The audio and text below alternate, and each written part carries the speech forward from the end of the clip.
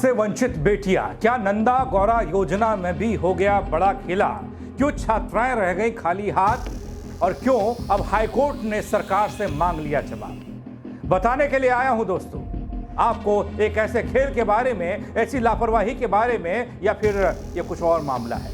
लेकिन इस मामले ने सरकार और सिस्टम को सवालों के घेरे में तो ला ही दिया है। नमस्कार, पहला मैं पंकज रौतेला, आप देख रहे हैं उत्तराखंड न्यूज। दोस्तों, उत्तराखंड सरकार की नंदा गौरा योजना का वादा तो सबने सुना होगा। बेटियों के जन्म पर 11,000 रुपया, 12वीं पास करने पर 51,000। लेकिन सच क्या है बल? महीने पर महीने बीत गए, साल भी बीत रहे हैं, लेकिन वो लड़कियां जो 2022-23 में 12वीं पास कर चुकी हैं, उन्हें अब तक पैसा नहीं मिला इस योजना के तहत जो मिलता है।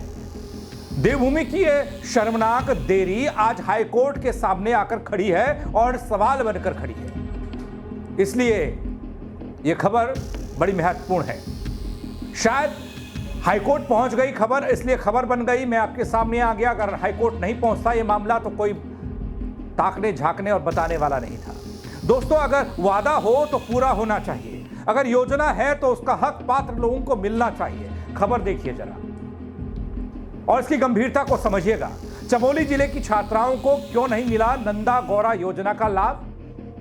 दोस्तों, उत्तराखंड की नंदा गौरा योजना को लेकर अब सवाल नहीं, अदालती दबाव पड़ रहा है सिस्टम और सरकार पर। हाईकोर्ट ने राज्य की उन 12वीं पास छात्राओं के मामले में पूछा है क्यों अब तक इन्हें प्रोत्साहन राशि नहीं मिली है, जबकि उन्होंने पूरे मानक पूरे किए हैं, भर दिए हैं। जो फॉर्म भरने के लिए कहा जाता है ये देने योग्य थी। 51,000 रुपया इन्हें मिलना था। लेकिन शिक्षा आगे की कैसी होगी, कैसे चलेगी जब सरकार वादा पूरा नहीं कर पा रही, सिस्टम पैसा नहीं पहुंचा पा रहा है? सबसे पहले आपको बताता हूं मामला है क्या, और फिर बताऊंगा कहां गया छात्राओं को मिलने वाला वो पैसा। आप अंत तक मेरे साथ इस वीडियो में जरूर बने रहें दोस्तों, क्योंकि बेहद अहम खबर है। दरअसल चमोली की सामाजिक कार्यकर्ता ममता नेगी, जिनका नाम है, जनहित याचिका लेकर हाईकोर्ट पहुंची। वहां 2022-23 में 439 छात्राओं ने इंटरमीडिएट परीक्षा को पास किया था और उन्हें योजना के अंतर्गत लाभ मिलना था। बताया गया कोर्ट को कि सभी दस्तावेज ठीक हैं सर। स्कूल ने आवेदन विभाग को भेजा था। विभाग ने 2.45 करोड़ की राशि मांगी थी, लेकिन अब तक किसी को एक पैसा नहीं मिला। अब ये देरी सिर्फ एक जिले की नहीं बल्कि पूरे राज्य की लड़कियों के भविष्य में और उस फलक पर देखी जा सकती है। क्योंकि ये मामला, मैंने कहा, कोर्ट पहुंचा, इसलिए मैं खबर बताने के लिए आ गया, मेरे सामने आया। अब हर कोई कोर्ट तो पहुंच सकता नहीं है, इसलिए सवाल बनता है कि प्रदेश में, जिलों में और कितने ऐसी छात्राएं होंगी जहां ये योजना का पैसा नहीं मिल रहा होगा। कौन कोर्ट कचहरी करेगा? इस योजना के महत्व और उद्देश्य को भी बताऊंगा आगे आपको, लेकिन अभी यह मामला कोर्ट पहुंचा है तो बात यहां होनी चाहिए कोर्ट की और इस योजना के तहत उन छात्राओं को नहीं मिले पैसे को लेकर। न्यायमूर्ति मुख्य न्यायाधीश जी नरेंद्र और न्यायमूर्ति सुभाष उपाध्याय की खंडपीठ ने पूछा है कि योजना का लाभ समान रूप से सबको क्यों नहीं मिल रहा है।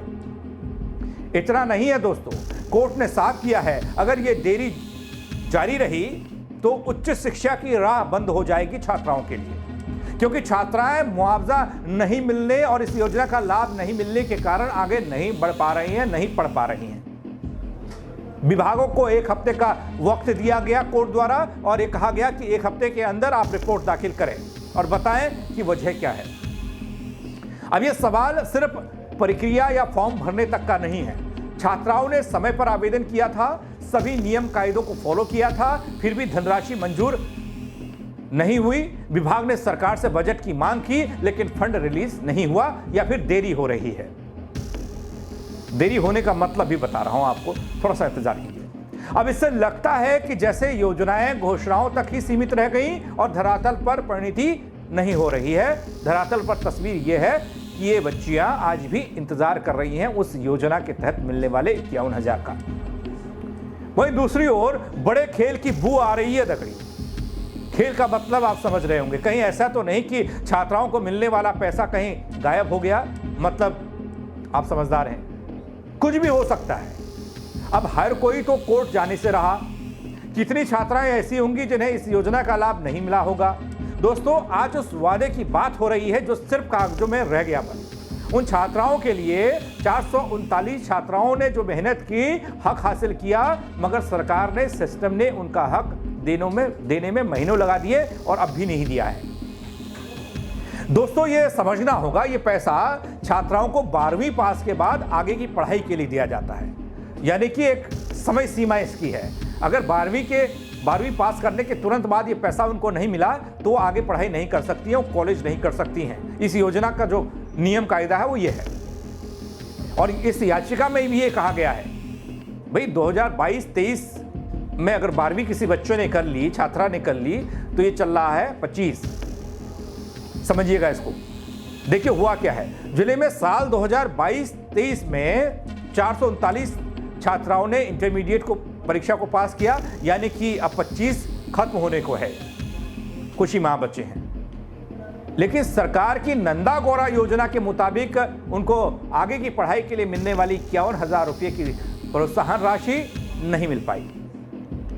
प्रशासन से बार बार अनुरोध किया गया, बार बार पत्र लिखे गए, बोला गया कि नहीं मिल पा रहा है पैसा, ये फंड कहाँ है। उन्हें नंदा गौरा योजना का लाभ नहीं दिया गया है, तो किसी के कानों में जू नहीं रही, किसी ने इस पर कोई साफ स्पष्ट जवाब नहीं दिया। सिस्टम के लोगों की बात हो रही है, शिक्षा महकमे की बात हो रही है, और इस योजना के तहत आने वाले वो तमाम लोग, किसी ने कोई पत्र का जवाब नहीं दिया। एक समाज सेवी जब इस पूरे मामले को लेकर कोर्ट पहुंची तो कोर्ट ने भी संज्ञान लिया, कहा भाई ये नाइंसाफी क्यों हो रही है और पैसा देने में देरी क्यों, प्रोत्साहन राशि क्यों नहीं मिल रही। कोर्ट ने यह भी कह दिया कि अगले हफ्ते कारण के साथ आप हाजिर हो कि आपने अब तक ये पैसा रिलीज क्यों नहीं किया, इन छात्राओं की पढ़ाई में आप क्यों बैरियर बन गए। दोस्तों समझने वाली बात है। और यहां पर 439 छात्राएं हैं एक जिले में, और ऐसी ही छात्राएं 13 जिलों में होंगी जिन्होंने 12वीं कक्षा पास की होगी और इस योजना के दायरे में वो आती होंगी। यहां पे तो एक समाज सेवी हाईकोर्ट पहुंच गई, लेकिन उन मामलों में क्या हुआ होगा, वो लोग कहां गए होंगे, किसके दर पे गए होंगे। सिस्टम ने तो जवाब यही दिया होगा, भैया अभी पैसा नहीं आया। क्या कुछ ऐसे ही मामले प्रदेश भर में लटका दिए गए या वो पैसा कहीं और चला गया? क्योंकि इतनी भागदौड़ करने के लायक पहाड़ के वो बच्चे नहीं हैं, उनके माता पिता नहीं हैं जिसके लिए ये प्रोत्साहन राशि दी जाती है। उनकी क्षमता इतनी नहीं है कि वो देहरादून चक्कर लगा पाए या अपने मुख्यालय बार बार चक्कर लगा पाए। इसलिए कई लोग, इसमें शक नहीं, ये पुख्ता तौर पर मैं कह सकता हूं कि कई छात्राएं तो ऐसी होंगी कि जिन्हें मिला ही नहीं होगा, उन्होंने कहा होगा रहने दीजिए अब तो। लेकिन वो रहने दीजिए वाला मसला ये है कि भैया कागज तो गए होंगे, नाम तो गया होगा। अब पैसा कागजों में दर्शाया नहीं गया, लेकिन वो पैसा आया तो होगा, आया नहीं तो फिर गया कहाँ, बीच में कौन खा गया, कौन बिचौलिया ऐसा है। क्योंकि कई सारे मामले ऐसे आ रहे हैं दगड़ियों, कई योजनाओं में प्रदेश में देखने को मिला है कि घपला हो रहा है, घोटाला हो रहा है, पैसा कहीं जाना था कहीं लग रहा है, कोई खाते में ट्रांसफर कर ले रहा है। इसलिए इस योजना में भी पारदर्शिता के साथ जांच की जरूरत है। हालांकि हाईकोर्ट ने अभी सिर्फ जवाब मांगा है, जवाब का इंतजार है कि विभाग और सरकार की तरफ से हाईकोर्ट में इस मामले पर क्या जवाब दिया जाता है। उसके बाद आगे की खबर बताऊंगा आपको क्या होगा। फिलहाल आप इस खबर को लेकर कमेंट कर सकते हैं दगड़ियों, आपके जिले में, आपके इलाके में क्या कोई छात्रा ऐसी है जो इस प्रोत्साहन राशि को पाने से वंचित रही है या उसे नहीं मिल पाई या देरी हो रही है, तो आप कमेंट के जरिए बताइएगा। क्योंकि मसला छोटा नहीं है, मसला बहुत बड़ा है। अगर ऐसा हो रहा है तो जो लोग ये घपला कर रहे होंगे उनको प्रोत्साहन मिलेगा, आवाज उठानी चाहिए। अपनी बात जरूर लिखिएगा, खबर को शेयर करिएगा, लोगों तक पहुंचाइएगा और लाइक करना ना भूलिएगा। मेरे साथ जुड़ने के लिए आप सबका बहुत शुक्रिया। जय उत्तराखंड दगड़ियों।